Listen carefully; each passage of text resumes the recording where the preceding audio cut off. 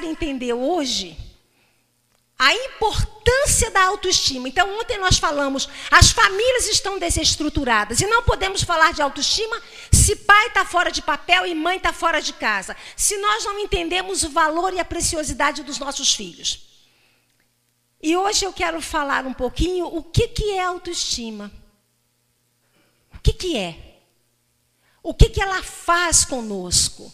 Como é que a nossa vida acontece a partir de uma boa autoestima, de uma autoestima positiva ou de uma autoestima negativa? No ano de 2000, deixa eu ver aqui. No ano de 2000, a revista Veja, ela publicou um artigo do administrador, Dr. Stephen Kennedy, e o nome desse artigo era a autoestima dos seus filhos, a autoestima de nossos filhos. Esse artigo ele marcou a minha vida por conta de uma pessoa, um alto executivo, um escritor, um camarada que trabalha com administração, escreve para uma revista, como a revista Veja, e de repente, e o Stephen Kennedy, depois eu fui conhecê-lo, ele faz exatamente isso, ele traz reflexão, ele tem reflexões no blog dele muito profundas, e olha o que ele fala sobre autoestima. Ele diz assim: uma semana depois de minha esposa e eu decidirmos começar uma família, nós entramos numa livraria e compramos livros para aprender como educar os nossos filhos. Por uma série de razões, os 2 filhos só nasceram 6 anos depois desta decisão. E acabamos lendo não apenas um livro ou 2, nós lemos 36 livros. Se dependesse de teoria, nós estávamos preparados. Hoje, os nossos filhos estão crescidos e um amigo me perguntou que livro nós havíamos mais utilizado. Foi uma boa pergunta que demorei a responder. Usamos um só livro, um que educava mais aos pais do que os filhos. Intitula-se A Autoestima de Seu Filho. Comprem esse livro. Leiam esse livro. Eu conheço, eu já indiquei muito, faço palestra para pais, faço acompanhamento em consultório como terapeuta de família. Eu digo, leiam esse livro. A Autoestima de Seu Filho, de Dorothy Briggs, B-R-I-G-G-S, Dorothy Briggs. O título do livro já diz tudo. A tese do livro é como agir para nunca reduzir a autoestima do seu filho.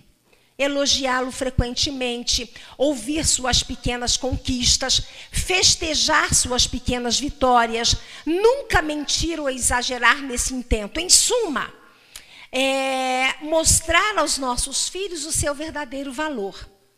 Ao contrário do que defendiam os demais livros. Não é uma boa educação, não é disciplina, nem muito amor e carinho ou uma família bem estruturada que vai determinar o sucesso dos nossos filhos, embora isto ajude. A sacada mais importante do livro, no nosso entender, foi a constatação. Queridos, prestem atenção nisso. A sacada mais importante, a constatação mais importante, foi de que os nossos filhos já nascem com uma elevada autoestima. Os nossos filhos são gerados e já nascem com uma elevada autoestima. E que são os pais que sistematicamente irão arruiná-la. Com frases como, seu idiota, tonto, retardado, não presta atenção, parece que não vai entender nunca. Homoloide. Recentemente eu ouvi uma família dizendo que os pais, quando irritados com o filho, chamam o seu autista. Quando você chama de imbecil, não é diferente. Eu acho que a gente se choca com algumas coisas. É absurdo isso. A constatação é de que os nossos filhos já nascem com uma elevada autoestima e que são os pais que sistematicamente irão arruiná-la com frases como estas. Jean-Jacques Rousseau errou quando disse que o homem nasce bom e que a sociedade é que o corrompe. São os próprios pais que se encarregam de fazer o estrago. Por exemplo, você, pai ou mãe, chega do trabalho e encontra seu filho pendurado na cadeira, tentando subir lá em cima daquele armário. Desça daí, seu idiota! Você vai torcer o pescoço. Para Dorothy, o politicamente correto seria dizer o seguinte: filho, desça já, porque eu tenho medo de que você possa se machucar. Primeiro, porque seu filho não é um idiota. Segundo, porque ele assume riscos calculados. E são os pais, com suas neuroses de segurança, que têm medo de cadeiras. Você não é psicóloga de filho. Você é mãe. Você não é psicólogo de marido. Você é esposa, você é mulher, você é companheira, você é amante. Mas você não é psicóloga de marido. E sempre que eu pude, né, eu cometi erros assim com os meus filhos, que a gente sempre que, na medida em que eles foram crescendo, eles foram entendendo o direito de falar e de argumentar e contra-argumentar e réplica, tréplica, quadréplica e expor. Eu lembro do Emanuel, meu filho do meio, eu quando falava alguma coisa assim para ele, ele olhava para mim e ele dizia: eu não sou isso que você está dizendo. Porque eu mesma ensinei, eu disse: não deixe a mamãe nervosa falar coisas que eu não quero que sejam na sua vida verdadeiras. E o Emanuel fazia isso. Eu não sou o que você está falando. Você lembra disso, Zé Mauro? Ele tinha umas reações de ficar bravo comigo. Porque nós fazemos isso. Nós perdemos a cabeça, nós estamos ocupadas com tantas coisas e fazemos. Eu acho que o importante é entender, primeiro, que não precisamos fazer, né? E segundo, porque nós podemos empoderar as gerações que estão vindo depois de nós, para que elas não cometam os mesmos erros que nós cometemos. Você pode não se lembrar do que você disse ou do que você fez, mas as pessoas sempre se lembrarão de como você as fez sentir-se. Então, às vezes, existem experiências nessa dinâmica e nesse relacionamento entre pai e mãe que nós absolutamente esquecemos. Mas os nossos filhos, aqueles a quem, no momento de irritabilidade, de tensão, de preocupação, ou sei lá do que, a quem nós ferimos, eles não vão esquecer a forma como nós os fizemos sentir-se. E vão carregar isso, às vezes, por muitos anos.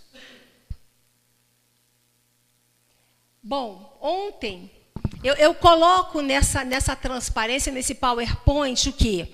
A autoestima como um fator relevante para a construção da nossa história. Por isso que hoje eu quero falar o que é autoestima e a importância dela. Depois de nós entendermos as mudanças e a desconstrução que precisa acontecer nas nossas vidas. Amanhã eu vou falar sobre desenvolvimento emocional dos nossos filhos. E amanhã eu vou trazer uma série de necessidades emocionais que precisam ser supridas dentro do processo de desenvolvimento de uma criança para que ela cresça com uma boa autoestima. Ontem nós falamos desse texto, eu falei também do Salmo 8, e ele diz como Deus nos vê: mas vós sois geração eleita, o sacerdócio real, a nação santa, o povo adquirido, para que anuncieis as grandezas daquele que vos chamou das trevas para a sua maravilhosa luz. Eu queria essa mesinha aqui, Gil, porque aí eu não preciso ficar de costas. Pode? O moço pega.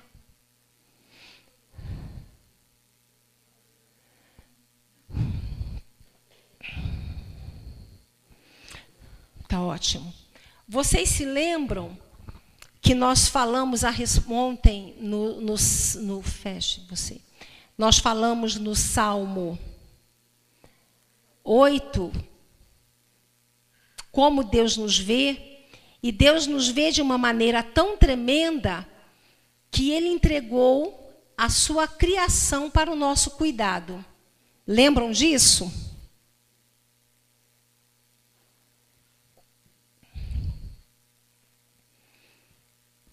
Quando o Stephen Kentz fala como que as crianças nascem com uma boa autoestima, eu diria que seria simplesmente nós pensarmos o que Deus fala de nós antes mesmo que nós existíssemos. Né? Em muitos textos da palavra. O Cícero Bezerra, diretor da Betânia, ele dizia assim: Deusa, eu não encontrei mais, meu livro eu perdi, mas na verdade esse livro foi uma referência na minha vida. O nome desse livro é La Bendición. É um livro em espanhol, em que ele diz: a reflexão do autor desse livro é no sentido de que os pais, desde muito cedo, se relacionem e tratem os seus filhos sempre na perspectiva do olhar de Deus. Deixa eu dizer uma coisa para vocês entenderem isso. Às vezes as pessoas me perguntam como é que eu, psicóloga, exerço a psicologia e lido com essa coisa da alma e do espírito, né? Como é que eu lido com essa coisa da espiritualidade? E eu acho muito interessante. Outro dia, não sei se a Mel se lembra, uma pessoa marcou um horário comigo. Ela é terapeuta de alguma coisa lá, né? E ela disse: eu estou com muita dificuldade, porque eu estou no consultório e eu só estou evangelizando, porque eu acho que se as pessoas aceitarem Jesus, está resolvido o problema das suas vidas. Então eu estou no consultório e, ao invés de clinicar, eu estou fazendo um trabalho pastoral. Eu disse: querido, isso é crime, isso é falta de ética. Uma coisa é uma coisa, outra coisa é outra coisa. Eu tenho profunda convicção de que todos nós precisamos de Jesus, mas Jesus não resolve os nossos problemas emocionais. Ponto final. E a igreja que fala isso está cheia de gente ferida, machucada e escondendo as suas dores porque tem medo de serem julgadas. Sabe aquela história? Ah, meu irmão, ore mais. Isso é falta de fé. Você já poderia ter sido curado. Mentira. Mentira. Tessalonicenses nos diz, eu acho que... Depois eu acho para vocês, diz o seguinte, lá no final: que Deus quer nos encontrar bem no corpo, na alma e no espírito. Então, a integralidade do ser humano é corpo, alma e espírito. Eu entendo que esse conjunto forma-nos enquanto criação de Deus. Mas existem departamentos separados. Se eu vou a um médico, eu não quero que ele ore por mim. Se eu vou a um médico, eu quero que ele seja competente e excelente, e com eficiência, saiba fazer uma boa análise, um bom diagnóstico, uma boa intervenção clínica medicamentosa, de tal forma que o meu problema físico seja resolvido. Eu não vou num psicólogo para orar ou para ser discipulada. Como é que você faz? Então, eu estou falando sobre o olhar, né? Eu estou falando sobre olhar para os nossos filhos e essa perspectiva de Deus. O Espírito Santo me deu uma estratégia. né? E qual foi essa estratégia? Eu não sei como é que o Espírito Santo me deu, eu fui aprendendo aos poucos a partir do meu relacionamento com Deus. Eu vou usar uma metáfora dizendo assim, as pessoas quando chegam buscando ajuda, elas estão sofrendo e elas estão com problemas, independente da área que seja na sua vida. Eu vou dizer assim, elas estão com pereba, né? Então elas querem que eu tire as perebas, eu as ajude. O que eu aprendi a fazer? Eu aprendi a olhar para essas pessoas e perguntar para Deus, Deus, como é que o Senhor olha esse homem que está aqui na minha frente, vivendo o que está vivendo, sofrendo como está sofrendo, com tantas crises na sua vida ou com tantos traumas, que veio buscar ajuda e na minha instrumentalidade e na minha experiência técnica, eu estou aqui para ajudá-lo. Mas como é que o Senhor vê? Como é que o Senhor vê? Tem alguém na minha frente, veja o que eu estou dizendo, cheio de pereba. Eu estou vendo as perebas, eu toco nas perebas. Eu falei ontem do sofrimento que tem peso, que tem cor, que tem cheiro, que tem forma. Falei isso ontem? Então vamos lá. Eu trabalho com sofrimento humano. Quando o irmão chegou para mim, como é que tem o nome mesmo? O Emerson. Ele chegou, eu quero dizer para vocês que o sofrimento de alma que ele traz para mim, e o psicólogo trabalha com sofrimento de alma, para mim tem forma. Sofrimento não é sentimento e abstração apenas. Para mim, sentimento tem forma, tem cor, tem peso e tem cheiro. E de um modo geral, eu diria que o cheiro não é agradável, é fétido. Por quê? Porque sofrimento para mim é uma coisa muito concreta. Ninguém chega para me procurar, para me dizer, olha Deus, que coisa boa. Não, as pessoas chegam para me entregar as suas dores, os seus sofrimentos. Na verdade, as coisas boas, as pessoas me entregam depois. Quando, de repente, alguém volta, e eu tenho sempre experiências como essa, um paciente que fez o seu primeiro quadro, a sua primeira pintura. Meses depois, a vida seguiu, a minha agenda já está cheia de novo, já atendi um monte de gente naquele horário. E aí eu chego na recepção, está aquela pessoa lá, e eu fico, nossa, que legal. E aí eu vejo um embrulho, ele diz, Deus, esse aqui é o meu primeiro quadro. Esse quadro foi pintado como resultado daquilo que nós fizemos no consultório. E eu não podia dar para ninguém mais, a não ser para você. Então está aqui, é um presente. Ou uma paciente que consegue realizar algo a partir daquilo que nós trabalhamos e faz uma viagem para Israel. E 9 meses depois eu não a vi mais, eu não sei como está. Eu chego na recepção, ela está lá, sentadinha e me dá um abraço gostoso. Eu fico tão feliz de ver. Ela diz, doutora, eu fui para Israel e eu trouxe isso aqui para a senhora. Queridos, passou. Outras pessoas ocuparam o horário. Outras pessoas já se seguiram. Mas tempos depois eu ouço as coisas boas, né? Eu ontem encontrei uma pessoa e essa pessoa falou assim, nossa, Deus, foi tão bom o nosso tempo junto, eu aprendi tanto, tem coisas que eu uso até hoje na minha vida. Mas quando as pessoas chegam para mim, não chegam desse jeito. Elas chegam emperebadas, elas chegam sofrendo. E elas pegam o seu sofrimento, queridos, e entregam para mim. Vocês se lembram ontem quando eu disse, se você entregaria aquilo que é precioso teu na mão de qualquer um? Não, né?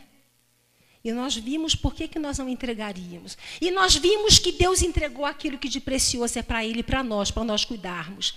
E nós vimos que nós temos entregue aquilo que nós temos de precioso na mão de outros que são os nossos filhos.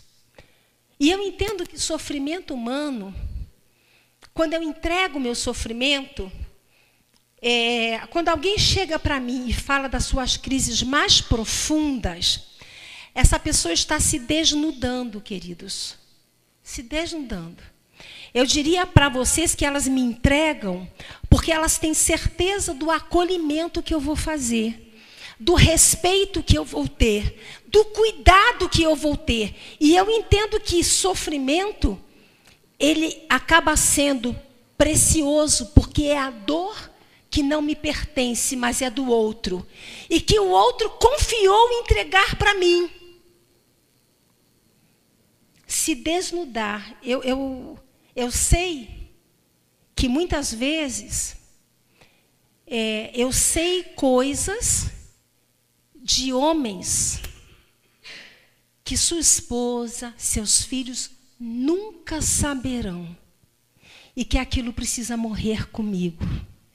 Eu sei que muitas mulheres me entregam coisas que os seus maridos ou a pessoa mais chegada, ela nunca vai entregar.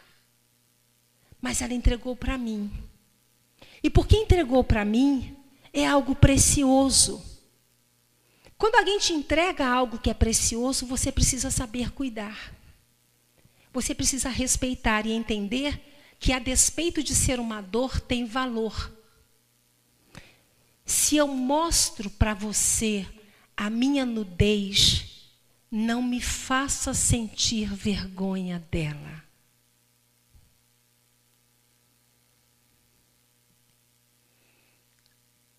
Eu entro num banheiro de uma academia. No primeiro dia, eu procuro o último box. Vamos pensar nós, mulheres. Eu entro, vejo aquela mulherada andando pelada lá pelo banheiro, tomando banho, se secando, e eu fico pensando, nossa, eu não sei se vocês já tiveram essa experiência, mas eu já tive. E eu procuro o último box, eu levo tudo meu para lá, tomo meu banho, me seco, me visto ali, cobrindo a minha nudez. Eu estou fazendo alguma atividade 3 vezes por semana. No segundo dia que eu chego, eu ainda me sinto constrangida com aquele ambiente da mulherada andando toda pelada de um lado para lá, se vestindo, e vestindo calcinha, colocando sutiã. E eu, de novo, procuro aquele box. E escondo a minha nudez. Mas no terceiro dia, tem alguém que chegou pela primeira vez, como eu. E que sentiu as mesmas coisas que eu. E está onde essa pessoa? No último box. Está no último box. Eu não vou ainda andar entre as mulheres. Mas eu não vou ficar no último porque chegou alguém agora da vez. Mas eu vou ficar no do lado. Mas na semana seguinte, queridos, elas têm as mesmas coisas que eu. Os órgãos genitais são os mesmos, os seios são... Então, eu vou andar e ver isso com muita naturalidade. Eu penso até que entre os homens, isso deve ser uma coisa muito mais tranquila. Eu me desnudo, tiro a minha roupa, perdendo todo esse constrangimento, e passo a pensar que todo mundo é igual, não tem problema, não tem ninguém olhando para ninguém. A vida é assim. Somos mulheres, isso é corpo, é fisiologia. Mas a nudez de alma, ela não é dessa forma. Às vezes a nudez de alma, ela tem que ser arrancada. E arrancada com muita dificuldade e muita dor. Será que eu posso confiar na doutora Deusa? Será que ela vai conseguir entender, compreender, me acolher, me respeitar? Será que ela vai conseguir fazer empatia comigo? Então, se eu mostro para você a minha nudez, não me faça sentir vergonha dela. Quando eu perguntei para Deus, Deus, como é que o Senhor vê o Emerson? Como é que o Senhor vê? Eu sei como eu estou vendo. E a partir desse diálogo, a partir dessa escuta ativa, eu passo a olhar para ele. Se me perguntarem como é, isso eu não vou saber dizer mesmo, mas eu passo a olhar e a ver que existem perebas que não são necessárias e que foram perebas que aconteceram por decorrência de coisas na vida dele. E que isso o está impedindo de viver a plenitude daquilo que Deus projetou para ele viver, de exercer aquilo que Deus o chamou para exercer, de ser aquilo em Cristo que Deus quer que ele seja, de ter as convicções que Deus quer que ele tenha. Vocês sabem como é que eu trabalho a partir daí? Nunca a partir do problema, mas a partir da solução, que é a restauração daquilo que eu entendo de Deus, que é o olhar de Deus para a vida dele.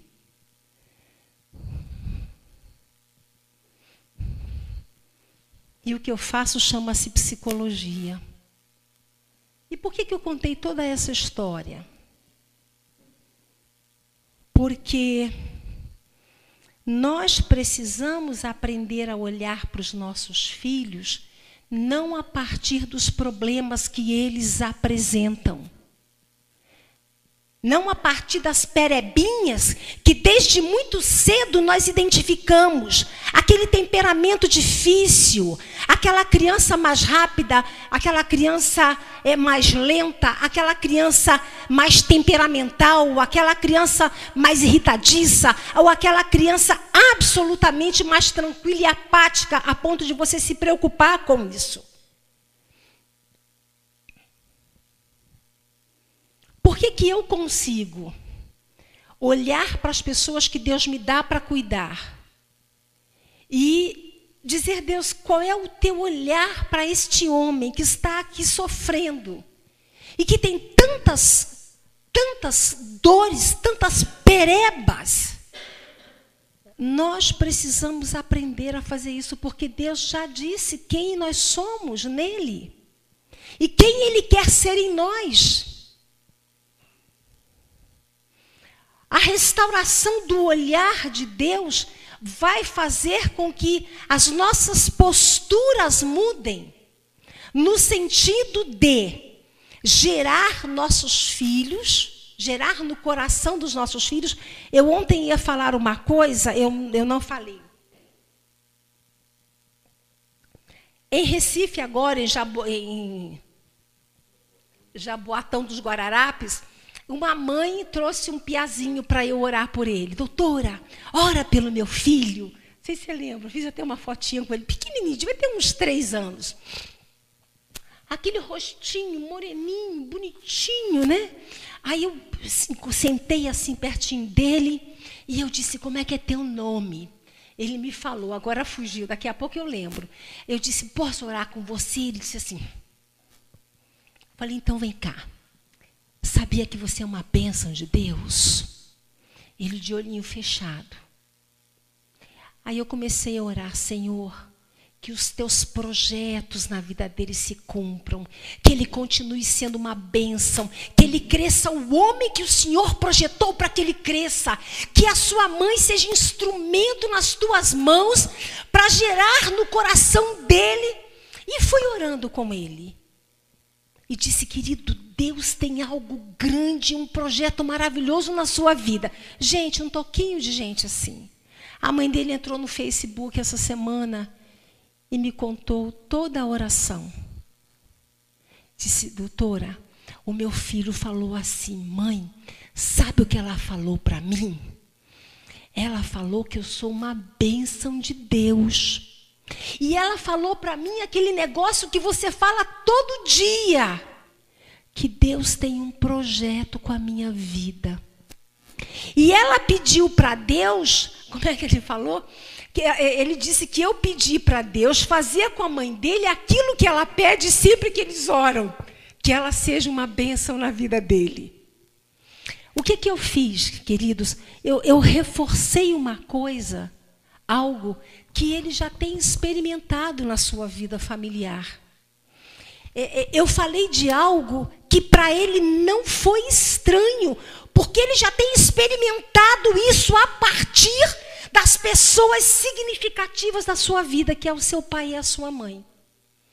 Alguns anos atrás eu fiz uma palestra numa igreja muito grande que tem aqui em Curitiba e que tem mais secretários do que muitas empresas.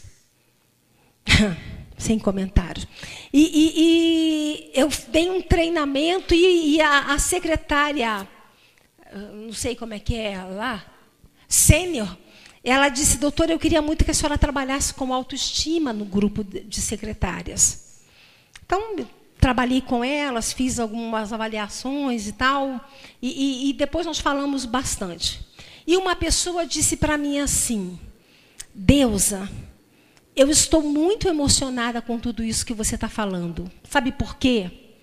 Porque a minha mãe sempre me disse que eu era a solução. A minha mãe sempre me disse que eu era, não sei se é florzinha do campo, é um nome assim, gentil, carinhoso. Todas as vezes que eu não conseguia fazer alguma coisa, a minha mãe vinha no meu ouvido, preste atenção, e ela dizia assim: filha, você consegue, você é muito inteligente, vamos tentar de novo?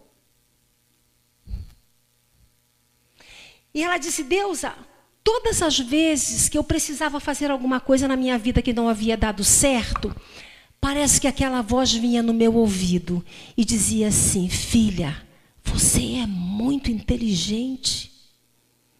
Vamos, tenta de novo. Vamos fazer juntas agora. Agora você vai conseguir. Esta voz no meu ouvido ecoa, me dizendo: não desista, persevere, continue, avance, tente de novo, você é capaz, você consegue, siga em frente. É proporcional, esse eco maravilhoso, ele é proporcional ao seu burro, idiota, nunca vai ser nada na vida, seu retardado, parece que não aprende nunca. As duas vozes ecoam. A mãe daquela pessoa soube gerar naquela filha aquilo que estava no coração de Deus. Ela é ministra de louvor, uma pessoa que tem uma voz tremenda. Quando ela começa a cantar, parece que os anjos vêm junto com ela e é uma adoração, uma coisa maravilhosa. Precisamos olhar para os nossos filhos a partir do olhar de Deus. E o olhar de Deus está sempre na solução e não no problema. Nós precisamos declarar a solução. Nós precisamos declarar as possibilidades, nós precisamos declarar a capacidade, nós precisamos declarar a coragem, nós precisamos declarar aquilo que o levanta para ser o que Deus chamou para ele ser. Por quê? Porque, na verdade, Deus já nos vê desta forma. Se vocês lembrarem, ontem eu li uma parte que eu tirei do livro, O Imensurável Amor de Deus, onde ele fala: por que Deus escolheu que nós viéssemos ao mundo como bebês pequenos e indefesos e que dependeríamos dos nossos pais? Ele fez isto porque ele queria que o seu amor fosse modelado na nossa vida, e a partir do pai e da mãe. E que as crianças pudessem crescer nutridas e com um conceito correto de si mesmo, sendo amadas, valorizadas e aceitas. E ele fecha dizendo assim: mas infelizmente, muitas famílias não alcançam esse objetivo. Então, o que nós precisamos fazer é restaurar este olhar de Deus. Vamos lá.